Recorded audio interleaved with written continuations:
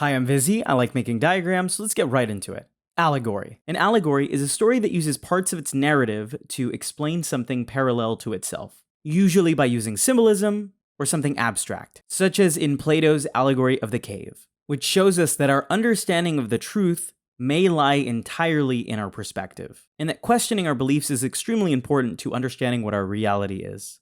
Alliteration.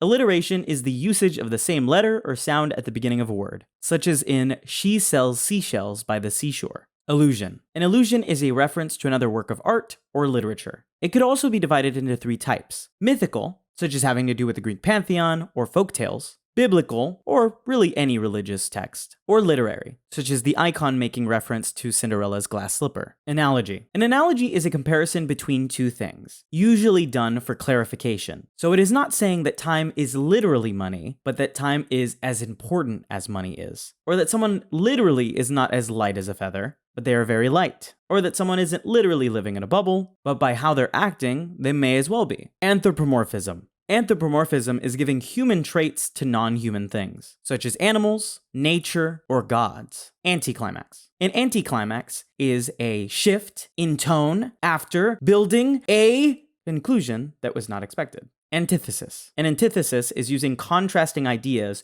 usually for dramatic effect, such as in It was the best of times, it was the worst of times, from Dickens' A Tale of Two Cities, or Live together as brothers, or perish together as fools, from Martin Luther King Jr. Assonance. Assonance is the repetition of a vowel sound in a phrase, such as in chips in dip, or the rain in Spain falls mainly on the plain.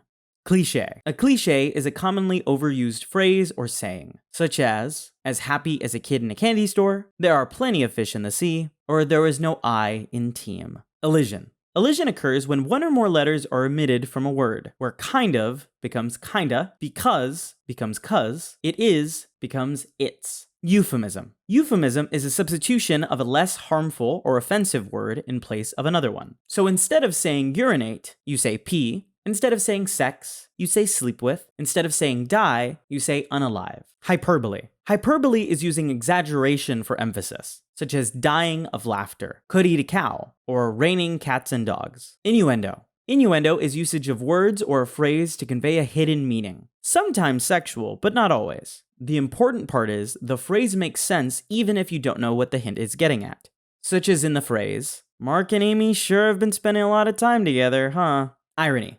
Irony is usage of words to convey something opposite to their regular meaning, such as saying nice one, genius, to someone who does something dumb. Or situational irony, where a place, such as a fire station, burns down. Or a pilot being scared of heights, where by the very nature of what they are, doesn't make sense that those situations happened. There's also dramatic irony, by which the audience knows something by which the characters in a story do not.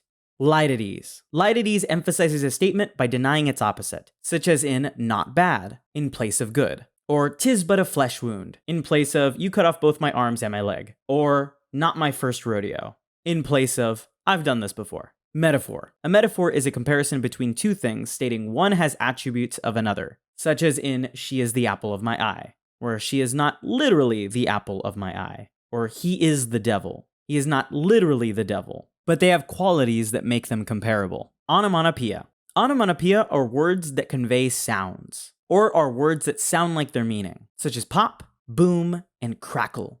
Oxymoron. An oxymoron uses two terms that normally would contradict one another, such as in jumbo shrimp, or same difference. Paradox. A paradox uses contrasting ideas to convey hidden truth, such as all animals are equal, but some animals are more equal than others. From Animal Farm. Pun. A pun is a play on words involving a word's double meaning, such as gravity is such a downer, or the pony couldn't speak, he was a little horse. Sesquipedalianism, or utilizing a smorgasbord of your lexicon to elucidate a morsel of information, also known as wordy or being particularly verbose. Simile. Simile is a comparison between two things using like or as. So it is different from a metaphor as it is not literally saying that one thing is another. So someone is as big as a mountain, or someone's voice is like music to my ears. But they aren't claiming that it literally is. Spoonerism. Spoonerism is changing the syllables between two words in a phrase, such as runny babbit instead of bunny rabbit, or smart fella to fart smella. Tautology. Tautology is saying the same thing twice, or saying the same thing in two different ways, such as in the phrases single bachelor, free gift, bits and pieces. So that was the first part of every figure of speech and rhetorical device. List which one you use the most or your favorite in the comments, and list which ones I should put in part 2, or what other lists I should make in the future. Thanks for watching.